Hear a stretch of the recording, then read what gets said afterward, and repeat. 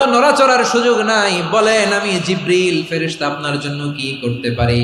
আল্লাহর খালিল ইব্রাহিম বলেন, ও জিব্রাইল, তোমার কাছে আমার কোনো চাওয়া পাওয়া নাই। সুবহানাল্লাহ বলেন। তোমার কাছে বলার কিছু নাই, তোমার সাহায্যের আমার দরকার নাই। সাইয়েদনা ইব্রাহিম আলাইহিস সালামকে হাতে পায়ে রশি বেঁধে হাত পা বাঁধা অবস্থায় জ্বলন্ত অগ্নিকুণ্ডে যখন নমরুদের দলবল নিক্ষেপ করবে, আল্লাহর খালিল কিভাবে নিজেকে আল্লাহর কাছে সঁপে দিয়েছেন পটুয়াখালীর ভাইরা খেয়াল করে শুনুন। হাত পা বেঁধে আল্লাহর খালিলকে যখন নিক্ষেপ করা হবে, তিনি মুখ ফুটে বলে ফেললেন, হাসবুনাল্লাহু ওয়া নি'মাল ওয়াকিল। হাসবুনাল্লাহু ওয়া নি'মাল ওয়াকিল, আমার জন্য আল্লাহই যথেষ্ট, আমার জন্য আল্লাহই যথেষ্ট। তিনি আমার সবচেয়ে বড় গার্ডিয়ান, তিনি আমার সবচেয়ে বড় অভিভাবক। জিব্রাইলের সাহায্যে অফারকে ফিরিয়ে দিলেন। দুনিয়ার বুকে কারো কাছে কিছু বলেন নাই, মুখ ফুটে বলেছেন হাসবুনাল্লাহ।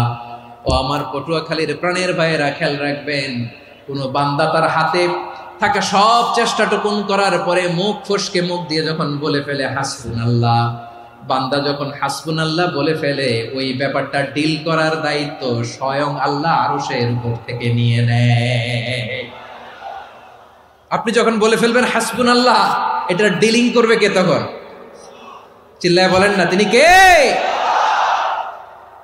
বান্দা তার সাধ্যের সবটুকু চেষ্টার পরে নতজানু হয়ে যখন বলবে হাসবুনাল্লাহ, আল্লাহ তুমি আমার জন্য যথেষ্ট, নি'মাল ওয়াকিল, তুমি আমার শ্রেষ্ঠ অভিভাবক, তখন তার কি দরকার না দরকার এটা ডিল করে স্বয়ং আল্লাহ।